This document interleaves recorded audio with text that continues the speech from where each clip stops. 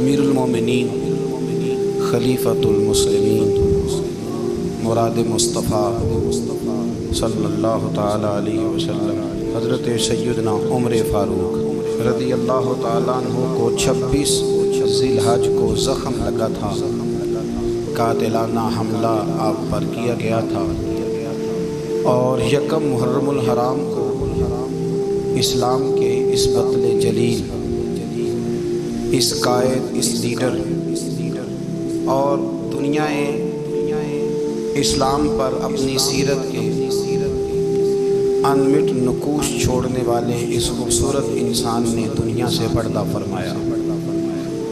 حضرت عمر فاروق رضی اللہ تعالیٰ عنہ ان لوگوں میں سے ہیں جو ابن الوقت نہیں ہوتے، ابو الوقت ہوتے، جو وقت کے مطابق نہیں بدلتے بلکہ وقت کو اپنے مطابق بدل دیا کرتے۔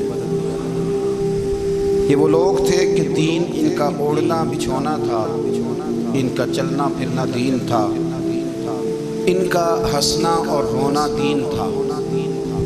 انہیں علم الیقین سے لے کر عین الیقین تک ایک خاص مقام اللہ نے عطا کر دیا تھا، تو بس پھر یہ سمجھ گئے تھے کہ دین ہی زندگی ہے، دین ہی روح ہے، اور دین ہی ہماری اصل ہے۔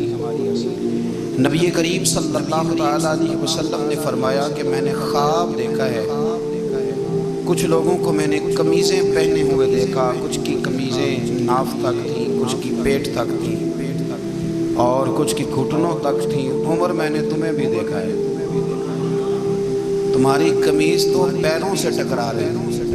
تو حضرت عمر کہنے لگے حضور خواب کوئی دیکھتا ہے، تعبیر کوئی بتاتا ہے، پر یہاں کمال یہ ہے کہ خواب بھی آپ نے بتایا ہے، تعبیر بھی آپ ہی بتائیں گے۔ حضور پھر بتا دیں اس خواب کی تعبیر کیا ہے؟ تو حضور نے فرمایا تعبیر یہ ہے کہ کسی کا دین ناف تک، کسی کا گھٹنوں تک، کسی کا پیٹ تک، اور عمر تو سارا ہی دین میں لپٹا ہوا ہے، تو سارا ہی دین دار ہے، سارا ہی۔ حضرت عمر فاروق رضی اللہ تعالیٰ عنہ آئیڈیل ہیں، ایک ہیرو ہیں۔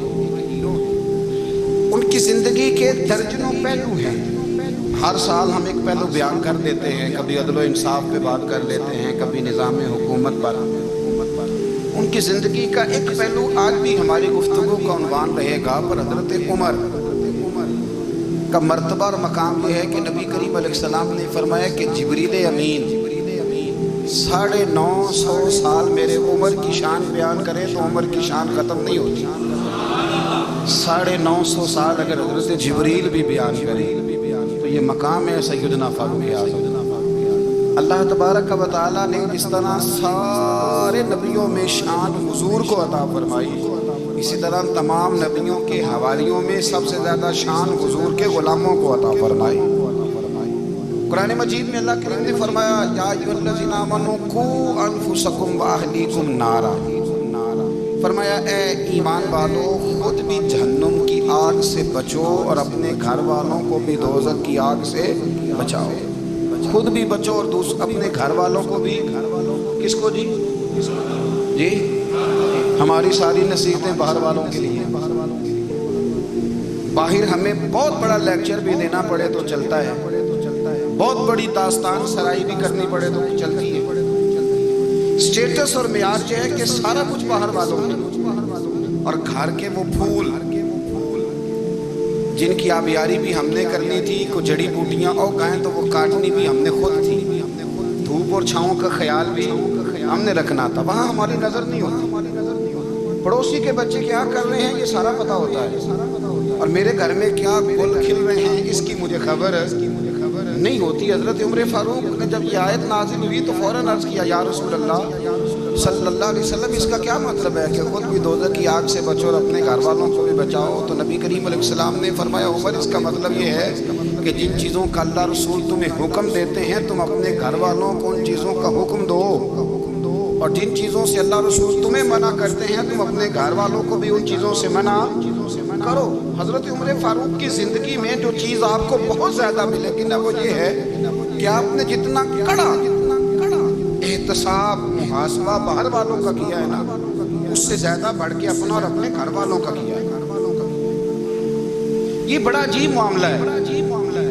کہ ہم جتنے لوگ ہیں ہمارا معیار یہ ہے کہ سامنے والا غلط ہے اور میں، یعنی دوسرے کا بچہ گلی میں نظر آ جائے تو اس کی غلطیاں نکلنی شروع ہو جائیں، اور میرا بچہ سارا شہر گھوم آئے ایک ٹائر پہ موٹر سائیکل، تو ہم کہتے ہیں کہ ابھی بچہ ہے، انشاءاللہ سیانا ہو جائے گا۔ اگر ابا جی آج تک سیانے نہیں ہوئے، اس کو سمجھا لیں، پھر بیٹے کا سیانا ہونا تو ہو سکتا ہے کہ وہ 60-70 سال لگ ہی جائیں۔ گھر کے اندر جب تک توجہ نہیں ہوتی، اور سب سے پہلے جب تک اپنی ذات پر توجہ نہیں، تو والد کا جب تک کردار بچے نہیں دیکھتے جب تک، اتنی دیر تک ان کا تبدیل ہونا ممکن نہیں ہوتا۔ حضرت عمر فاروق رضی اللہ تعالیٰ عنہ باہر والوں کا بھی بڑا سخت حساب کرتے تھے۔ بڑا ایک گورنر صاحب نے لباس بڑا شاندار پہننا شروع کر دیا تھا، تو حضرت عمر نے اتروا کے نا، تو نے ٹاٹ کا لباس پہنا کے تو اونٹ چرانے کی ڈیوٹی دے دی۔ اتنا سخت احتساب کرتے تھے۔ کسائی کی دکان پر بھی 1-2 گھنٹے کھڑے ہوتے تھے۔ جو آدمی مسلسل 2 دن گوشت خریدتا تھا نا، فرماتے تھے اس کا ٹیکس بڑھا دو، لوگوں کو دال نہیں مل رہی اور یہ روز گوشت کھاتا ہے۔ حضرت فاروق اعظم اس کو جزیہ کہا جاتا تھا، یا کچھ اور معاملات ہوتے تو بڑھا دیتے تھے۔ مسلسل جو 2 دن آدمی گوشت کھاتا تھا، فرماتے تھے مدینے میں غربت ہے، اگر یہ والا نظام تم کرو گے تو غریب لوگ کس کی طرف دیکھیں گے۔ لیکن اس سے زیادہ بڑھ کر جو ان کی زندگی کا معیار اور سٹیٹس تھا، وہ یہ تھا کہ اپنے گھر کا خاص خیال رکھتے، خاص توجہ کرتے۔ ملک شام سے اور ایران سے کچھ لوگ آپ کی خدمت میں آئے، تو وہاں سے کچھ کنیزیں بھی آئیں، ان کے بادشاہ پیغام لے کے۔ شاہ ایران کی کنیز کو ملکہ نے کہا کہ نا حضرت عمر کی زوجہ کو دیکھ کے آنا ذرا کس طرح کی۔ ہمارے ملک میں کیا کہتے ہیں؟ خاتون اول، جی خاتون، باقی سارے دووں میں خاتون اول، ذرا خاتون اول کو دیکھ کے آنا۔ تو وہ جب آئی نا گھر میں ملنے، تو کہا کہ مجھے میری ملکہ نے کہا تھا کہ عمر کی زوجہ سے، اہلیہ سے ملاقات کر کے آنا۔ تو حضرت عمر کی اہلیہ نے نا ایک جوڑا کپڑوں کا دے دیا ملکہ کے لیے، اور ایک خوشبو کی شیشی دے دی۔ اب جب وہ تحفے وہاں گئے تو اس ملکہ نے نا کچھ سونے کا سامان بھیجا، کچھ زیورات بھیجے، کچھ تحائف بھیجے۔ جب حضرت عمر کے گھر آئے نا، وہ خادم لے کے آیا، اس نے کہا کہ آپ کی اہلیہ نے تحفے بھیجے تھے، تو جواب میں شاہ ایران کی بیوی نے، یہاں جس ملک کا وہ سفیر تھا، انہوں نے بھی یہ بھیجے۔ حضرت عمر فاروق نا وہ تحفے لے کے گھر گئے، تو جا کے کہنے لگے اپنی اہلیہ سے، یہ تو کب سے تحفے تحائف بھیجنے لگ گئی ہے؟ یہ کب سے نظام شروع ہو گیا؟ تو کہ حضور تحفہ دینا لینا تو ٹھیک ہے، سنت ہے، محبت بڑھتی ہے، تو یہ کوئی قباحت نہیں، اور میں نے اپنی ذاتی استعمال کے لیے جو چیزیں رکھی تھی وہ میں نے دی ہیں۔ حضرت عمر فاروق رضی اللہ تعالیٰ عنہ فرمانے لگے، ہم نے کسی ملک کے ساتھ اور اس کے بادشاہ کے ساتھ ذاتی تعلق نہیں بنانا، تعلق جو بھی بنے گا رسول اللہ کے دین کی برکت سے بنے گا۔ ذاتی رشتے نہیں ہم نے قائم کرنے، ذاتی۔ آپ کے ملک کی جو ایئر لائن جس کا ہر سال خسارے کا ڈنڈورا پیٹا جاتا ہے نا، وہ ہمارے بادشاہ صاحب اور صدر صاحب اگر غیر ملکیوں کو گھوڑا کبھی بھیجنا ہو نا، گھوڑا تو پورا ایک جہاز گھوڑا لے کے تحفے میں جاتا ہے، پورا جہاز غریب قوم کا یہ سرمایہ، اور یہ قوم بڑی بادشاہ ہے، لائنوں میں لگ کے ووٹ دیتی ہے۔ 2 کام ہمیشہ لائن میں لگ کے کرنے، ایک بل لائن میں لگ کے جمع کرانا ہے، اور ایک ووٹ لائن میں لگ کے، تاکہ پھر پورے 5 سال لائن میں ہی لگے رہے۔ مرضی سے آپ ووٹ دینا، پر جو بات درست ہے اس کو سنو۔ حضرت عمر فاروق رضی اللہ تعالیٰ عنہ نے اپنی اہلیہ سے پوچھا کتنے کا تھا وہ تیرا جوڑا اور خوشبو کی شیشی؟ انہوں نے کہا 3 دینار کی۔ فرمایا یہ 3 دینار تیرے، اور باقی جو تحفے آئے ہیں وہ تو خود کہہ، چونکہ اس نے تیرے نام بھیجے ہیں، تو کہہ کہ میں مال غنیمت میں دیتی، تو کہہ میں مسلمانوں کو کہہ۔ تو زوجہ ہنس پڑی، کہنے لگی میں نہ بھی کہوں تو مجھے کہنا تو پڑے گا ہی، کہنا تو میں نے ہے ہی، جو کہ سامنے عمر فاروق ہیں، لہذا فرمایا کہہ دیتی ہوں میں نے دیا خزانے کو۔ حضرت عمر نے جمع کرا لیا۔ یہ کیا بات، میرے گھر والے جو مرضی کریں، ان کا معیار زندگی جس طرح کا مرضی ہو۔ اور حضرت عمر ایک جملہ کہا کرتے تھے، اللہ کرے کہ یہ باتیں اس دور حاضر میں ہماری سمجھ میں آئیں۔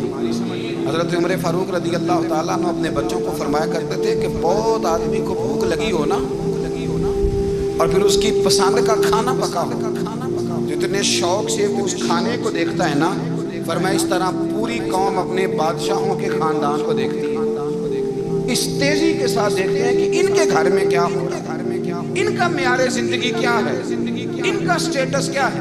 سیدنا فاروق اعظم رضی اللہ تعالیٰ عنہ